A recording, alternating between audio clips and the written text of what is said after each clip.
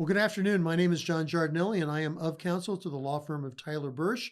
I'm here today with Todd Frahm, who is our expert in both estate planning and bankruptcy. And we're going to talk today about real estate, realtors, and bankruptcy. Todd's got some interesting points of view for us, and so I'm very concerned about what's going on right now. As we're taping this program, you cannot do evictions, so rent payments are rising on a regular basis, millions and millions of dollars. People are piling on debt because of closed stores and closed businesses. And so I believe personally that bankruptcy sometime in the fall of 2020 or later is going to be a very hot topic. So Todd, I'd like to ask you, first of all, welcome. Thank you very much. I'd like to ask you a question. In terms of bankruptcy, just since this short program, I know this is a 4-hour question that you're going to answer in 2 minutes, but how can bankruptcy help a real estate agent in representing their clients? Well, I think, like you said, there are issues that real estate agents are going to be dealing with on the negative side. We're going to have property managers that are going to have tenants that are going to fail to pay their rent. They're going to file bankruptcy, and there are going to be a lot of people that are going to be escaping those obligations through bankruptcy.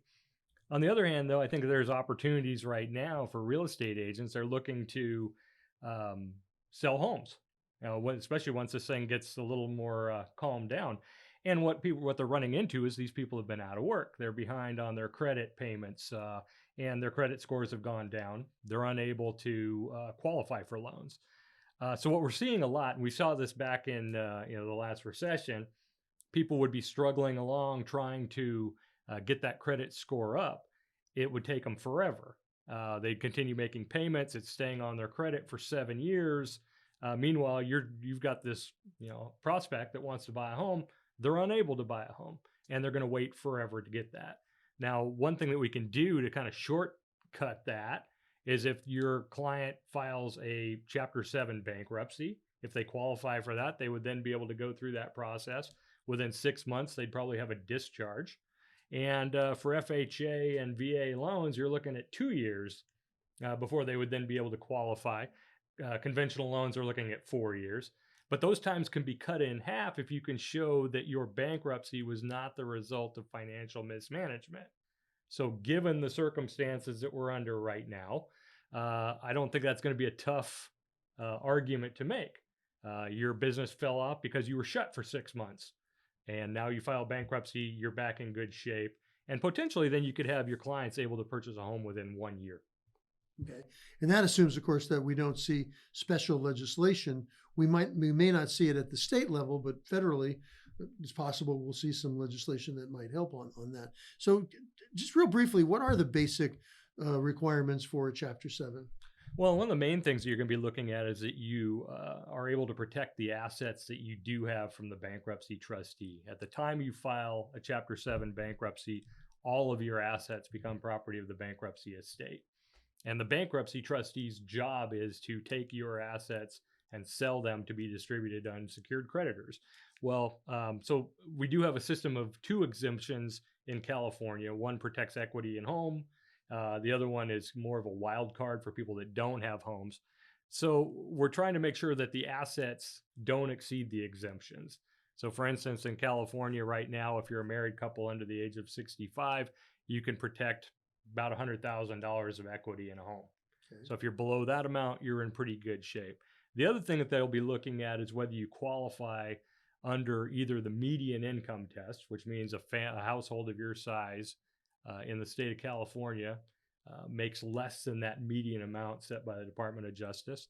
And even if you make over that, you can qualify under what's called the means test, where they check to see what type of income you have compared to the expenses based on IRS standards. So once you meet those 2 requirements, it's a pretty quick process.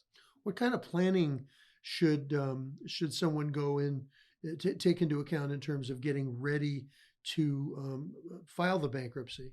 For example, making sure that they don't put too much debt on their credit cards because that could be fraudulent. Things like that. What would you recommend people look to plan for that. Yeah, I think, I mean, as soon as they determine that they're going to be a candidate for bankruptcy, they need to stop putting things on credit cards. Anything that is charged while you're in contemplation of filing bankruptcy is, potentially fraudulent. The other thing is, I've heard of people saying, well, I've got this car and I don't want the trustee to take it, so I'm going to transfer it to my child.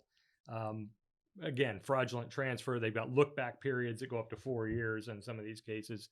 So you don't want to be doing anything like that. However, if you have the ability to convert assets that would not be exempt from the bankruptcy trustee into an asset that is exempt, probably a good idea to do that. So for instance, retirement accounts, ERISA qualified retirements are exempted up, $1 million. And even if they're not ERISA qualified retirements, they're protectable to the extent they're necessary for your retirement. Okay. So would you suggest then that someone who is thinking about filing bankruptcy down the road consult with legal counsel now in order to plan out the most legitimate way to handle all this? Yeah, I definitely think so.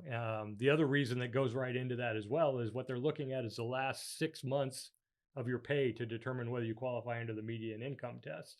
Well, if you're out of work right now because of COVID, but you're normally somebody that makes, $150,000 a year, might be a good idea to start looking at filing right at the end of the 6-month period. Okay. And we've talked about Chapter 7, but then there are Chapter 13s, which we're not going to talk about today. And Chapter 11s, there's a lot of businesses that have been shuttered, and they were very viable prior to all of this happening, and they've no fault of their own, and essentially, at least temporarily, put out of business and may have a hard time unless they can reorganize. So Chapter 11 is going to be out there. Not a topic we can talk about too much today, but that is a viable alternative for business owners. Is that correct? Correct. Yeah. And whereas Chapter 13 is kind of a reorganization for the most part for personal use, which works well for people that are either over the income limits or they've got too much equity in properties. Chapter 13 can work for those people. You're in a plan, though, potentially where you're making all of your payments of all of your disposable income to a Chapter 13 trustee over the period of the plan. And then similarly, a Chapter 11 would be kind of, like you said, a reorganization for businesses.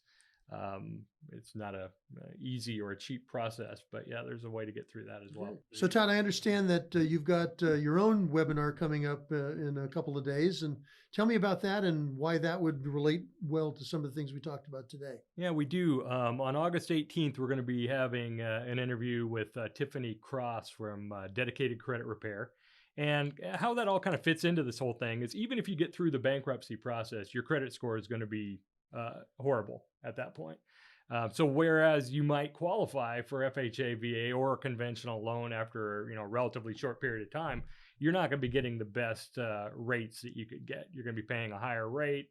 It's going to be more difficult to come by. So we're going to be talking with her on the 18th to kind of take a look at how that works. How once you get through the bankruptcy process, maybe this time can be shortcut, and how the credit score can be raised to get you a better deal on financing. Well, and getting her as a guest was a major find, because isn't she one of the only government approved credit repair companies? Yeah, that's true. We've seen a lot of credit repair companies, and the vast majority of them aren't complying at all with the Department of Justice regulations. They're actually registered with the Department of Justice.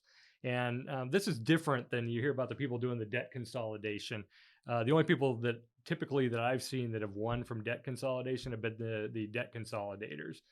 You get the judgments on your credit, you get the late pays, everything else. So it hasn't worked out well for my clients in the past.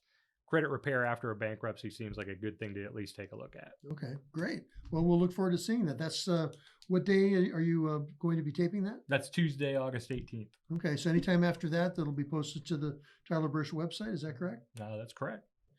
Well, Todd, as always, it was a pleasure listening to you. You always seem to have great information. I know that when I have a bankruptcy question, I walk down the hall and get a great answer. Same for estate planning. So it was a pleasure having you on board today. Thanks again. Thank you for watching, and we'll be back again with another program in the near future. Thank you.